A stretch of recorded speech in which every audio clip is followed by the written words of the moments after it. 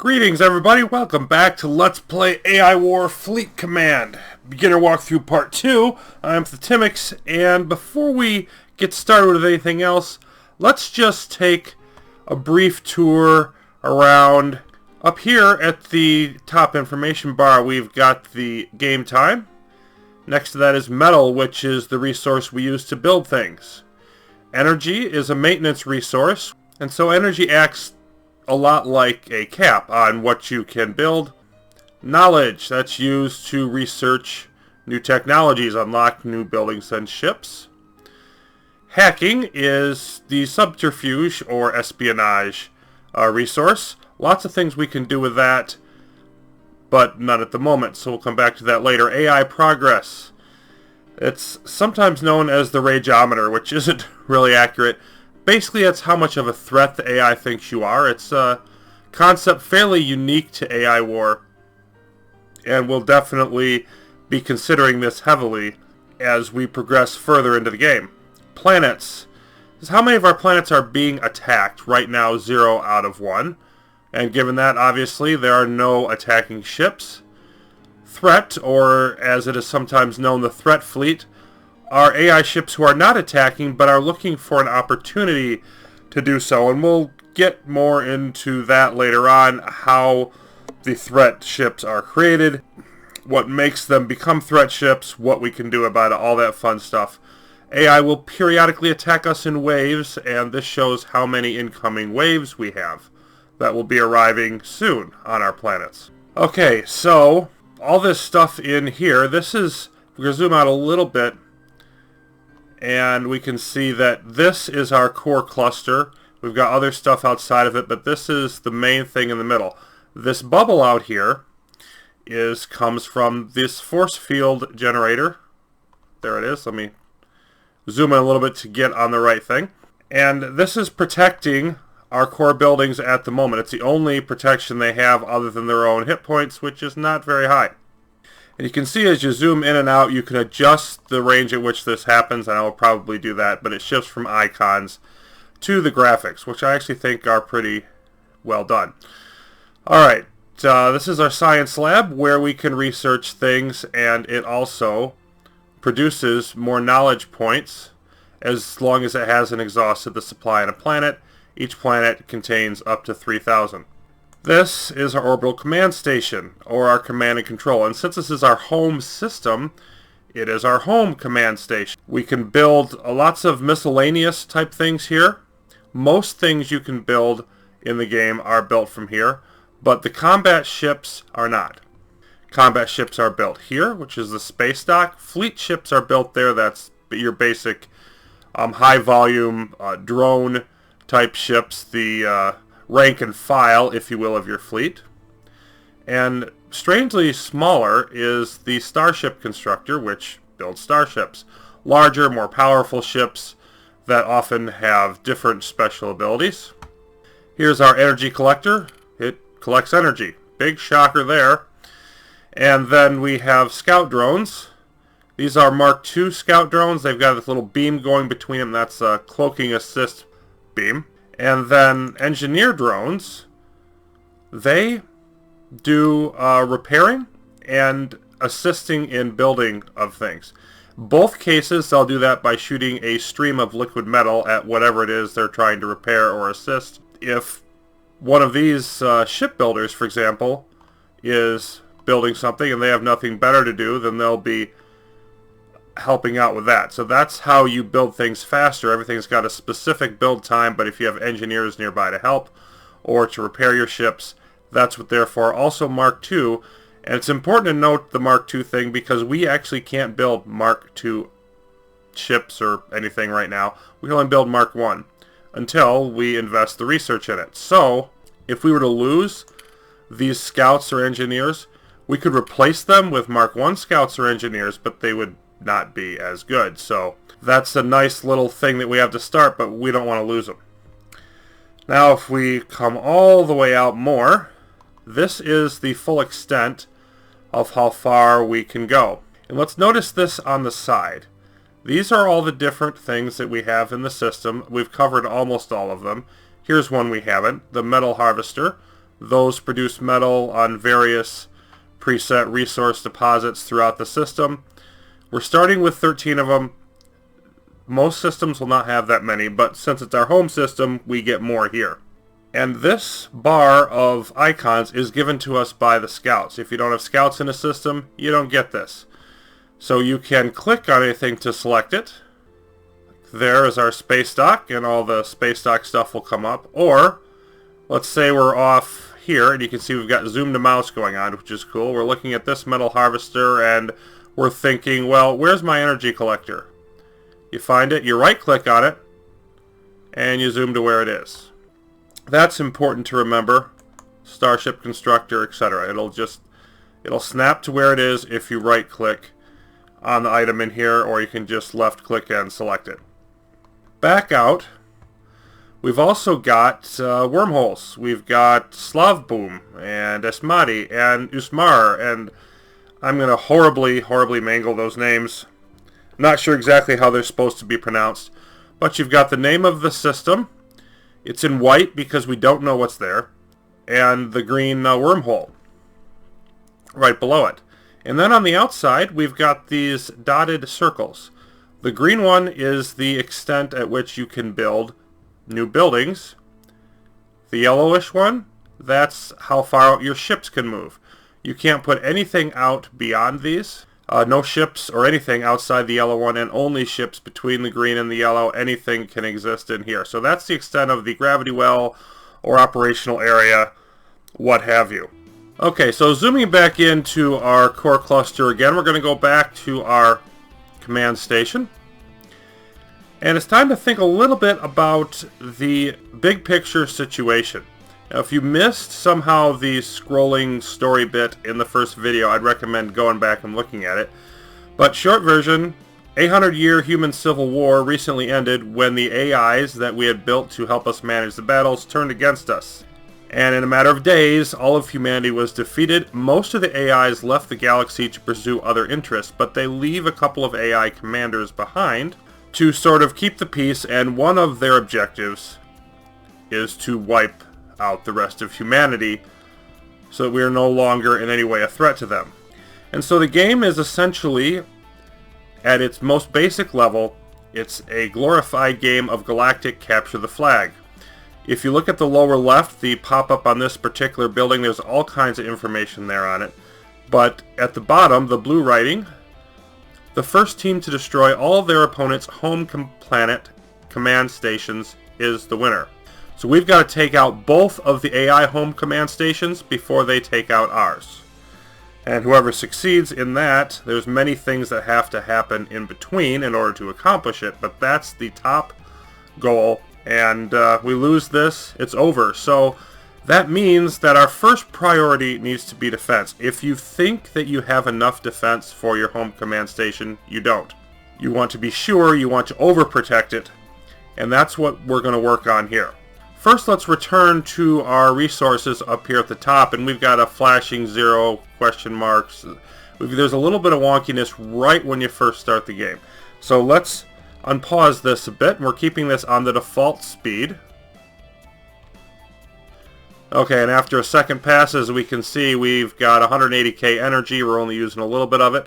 We do start out with 10k knowledge, and that gives us the ability to unlock a few things and have some flexibility with our starting units and buildings that we can have.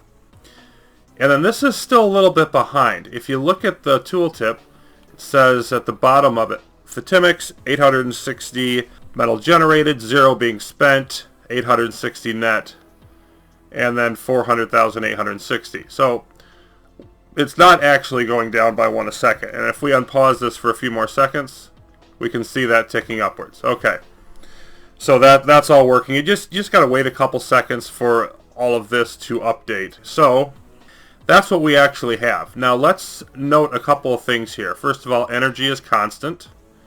When you build more things, their maintenance cost will be subtracted. But this isn't something that's going to go up and down other than stuff being built or destroyed. Metal, we have a 2 million storage capacity, and we're producing 860 a second. If you do the math on that, it's going to take us a little over half an hour to max that out. So we don't have to worry about hitting our storage cap there anytime soon. There is no storage cap on knowledge, but there is a limit amount you can harvest each planet. 3,000 each. As we can see, if we look at our science lab, it says gathers up to 3,000 knowledge per planet. We have to control the planet for it to even be able to do that, but of course we do in this case. And that's collecting 2 per second. So at 2 per second, how long is it going to take it to get the full 3,000? It's going to take about 25 minutes. So we don't have to worry about hitting any particular cap for at least that long. We can just go about our business sort of in peace. So what should we spend our first bunch of knowledge on, or should we spend it at all? Well, one of the things I'm going to be doing in this game is using basic level tactic. I'm not going to play it sort of at any means the best that I can do it. I'm going to be showing more what a person might try to do if they had just finished the tutorials. The last of the series of tutorials for AI War is an intermediate mini campaign thing. And they give generally good advice, but not perfect advice. And also at that point, there would just be many things you don't know until you get the experience of actually playing through a few games. Being a veteran of other strategy games, and of some 4X games in particular, I've always been more of the mindset of you build your economy first. And so let's say, that's definitely the way I first started my first game. It's actually not the best way, but I think in order to illustrate what good strategies are, it won't hurt us to try some suboptimal ones in this game, since we're going to be able to defeat the AI anyway. It's not a particularly strong opponent. Although on that, I should say, that doesn't mean we can totally overlook it. I actually lost that intermediate tutorial the first time I played it, and that's based on level 1, the easiest sandbox level difficulty. And that's because even if you are facing a weaker AI level, it's not completely helpless. You can start a new game, and it would take 20 minutes, but obviously you want to ramp up the speed to get through it faster. Start a new game with no frills, basic level 1 AIs, and just let it run. See how long it takes. It takes about 20 minutes for it to blow everything to blow you up. So it's not going to just leave you alone forever. This is partly why I have this on pause. But anyway, getting back to the research, I'm going to switch over to, we've got the fleet ships, the starships tab, economy, support, turrets. I'm going to go to the economy, and I'm going to grab the metal harvesters. I'm going to upgrade those. Now this upgrades them from 20 to 30 metal, the first step, and then if we grab the second step, it's a much bigger jump from 30 to 55. So now our metal harvesters are producing almost triple what they were at the beginning. And if we unpause this a bit, there you can see our metal income has jumped to well over 1,000. We gained, even factoring in the fact that we didn't improve how much we get from the command station, we jumped the overall metal that we're getting by about half. So that's a major gain. Now the reason this isn't such a good idea actually is that knowledge will end up being more valuable than metal in the long run, and we'll be able to expand our metal income later much easier than we can expand how much knowledge we have. So spending 9 out of our 10,000 initial knowledge on that, not the best idea. But it is a traditional sort of strategy game thing to grow the economy, so that's why I went in that direction. Now let's get about building some defenses here. And our command station has an economy tab. The engineers we've already seen are on there. There's some other things that are, you can build more science labs, etc. These are construction ships, ships that build other ships. In other words, we could build more space docks, more starship constructors, things of that nature. The support tab is sort of a various number of supporting structures, including our force fields. And we're going to take a look at minefields here. They cost 60 metal. As you can see, no energy upkeep. That makes them particularly good early in the game. And there's no, these are upgraded versions of this stuff. there's no upgraded versions of the minefield. So they are largely an early game thing. We can build a lot of them, almost 300.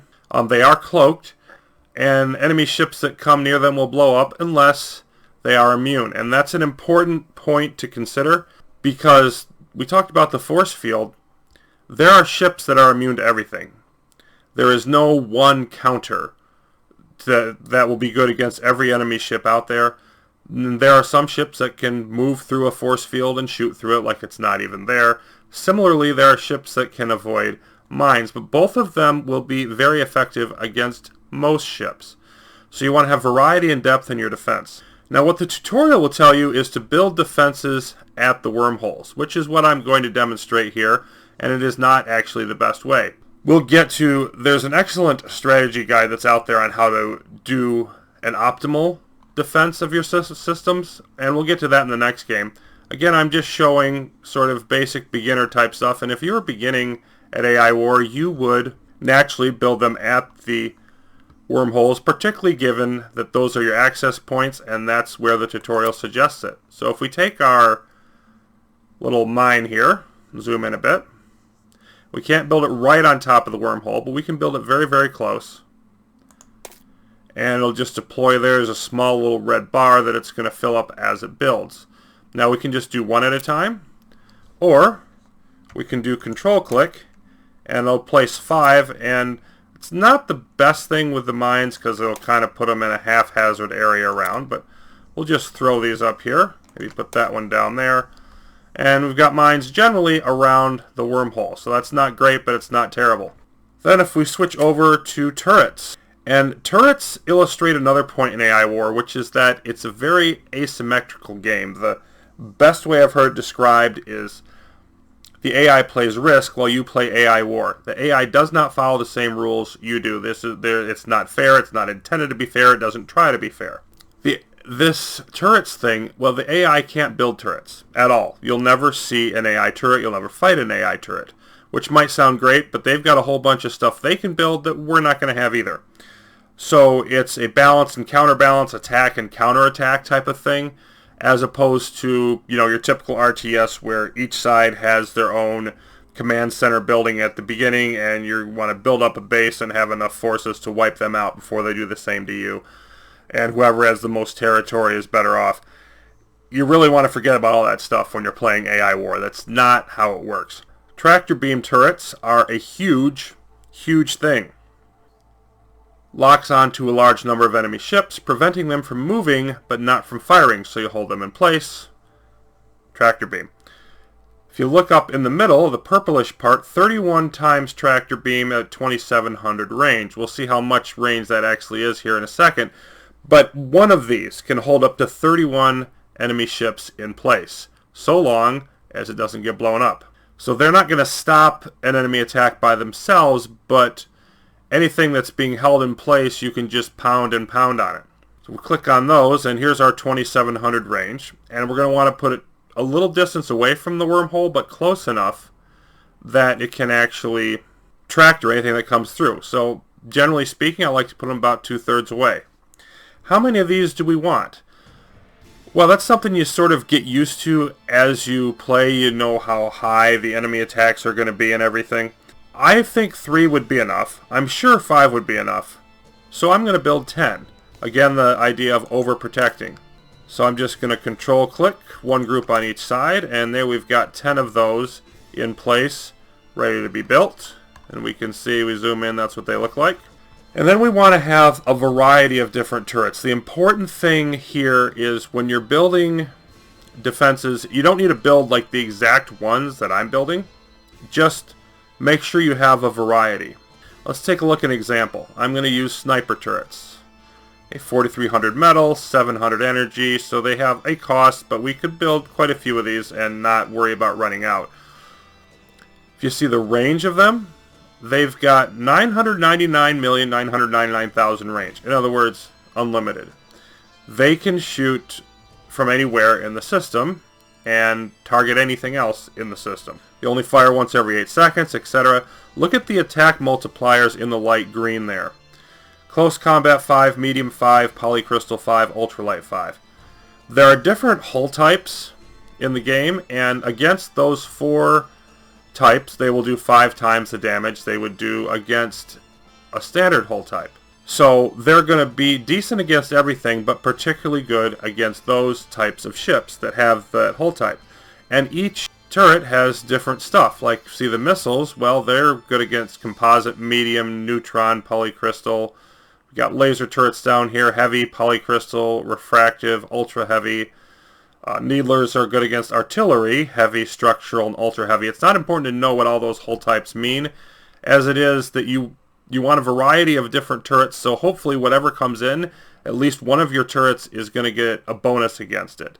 They're not going to be able to send a wave or an attack of a bunch of ships that, you don't have an effective counter to. That's the main idea. I'm just going to zoom out here, because for sniper turrets, you can see again, I can't build them out here. That's disallowed. I've got to be inside the green. And I'm going to just throw them down sort of in a ring around the edge. Because they can hit from anywhere, placement is not particularly important, and I want to be able, or to not have them all targeted at once. So if, let's say they came into the system and got away from the tractor beams and everything, well, they wouldn't be able to hit all of these at the same time because they're all spread out. So I've got a dozen of them at different places around the system. I probably don't need that many. Again, we want to do overkill. Okay. Now the other thing is, missiles is the second longest range turret, but they've got a lot of the same bonuses, polycrystal, ultralight. So I might want to go with something different here. I'm going to try some lightning turrets. You can see they're good also at polycrystal and ultralight. They've got an area effect thing that they're going on. So this, again, is a little bit repetitive, but they're also good against neutron and refractive. I'm going to go with those, and I'll just place a group of 5 there. And then the MLRS, that's got some different stuff, swarmer and close combat ships and so on. So I'll put a group of 5 of those down. Laser turrets. And needlers. And so I've got several different types of turrets all protecting this wormhole. And next thing I'm going to do is just build a similar structure around each of the other ones. Alright, so what I've done here now is I've placed mines, tractor beams, the lightning turrets and the other 3 kinds of turrets are in the middle. And the reason I put them there is if we take a look at another group, they can cover both wormholes at the same time. So that's something you'll want to take advantage of anytime that you're trying to defend something. If you can defend multiple things with, a smaller amount of turrets, obviously that's going to be to your benefit. If we look at our energy here, it's gone down a fair amount. This stuff that we built, the mines and the turrets and everything, cost about 40,000 energy. And now we're going to sort of unpause this and just let this stuff build. Now our engineers, we could bring them out there to help. They're still not doing anything. They're just kind of sitting here in the middle. But they're not required to build this stuff. You can see the bars slowly increasing. And you can also see that our metal is going down pretty quickly.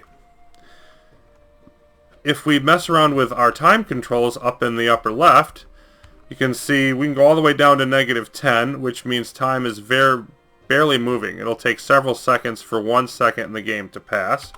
On the other hand, if we speed it up, that's standard speed, and we can go the other direction. Now, that right there, with the exclamation marks, that is not something I recommend, because that's basically going as fast as your computer will build. And that's just going to cause you problems if there's any attacks, because they'll probably hit you and destroy a bunch of stuff before you can even stop time and realize they're there. So I would recommend +5 to +9 on that scale if you're really trying to get through things quickly. Alright, so we've gone past a couple minutes. Everything has built and we're starting to gather back metal again. So we have our defenses in place. We've got some turrets, some mines, some tractor beams everywhere. Anything that comes into this system will see at least some level of resistance. You can also look over at the right in our summary, and we can see this has grown a lot. We've got minefields and tractor beam turrets and all that stuff we just built. All of that's there. And, you know, once again, it's going to show us where those are if we click on everything. It'll take us to minefields, and they'll cycle through them. So if I keep hitting this, it's going to cycle through all the different spots where we have those items. So there's our initial static defenses. There's a lot more that we're going to want to do, but that'll wait until the next episode. Thanks for watching. I'll be back soon with more AI War Fleet Command.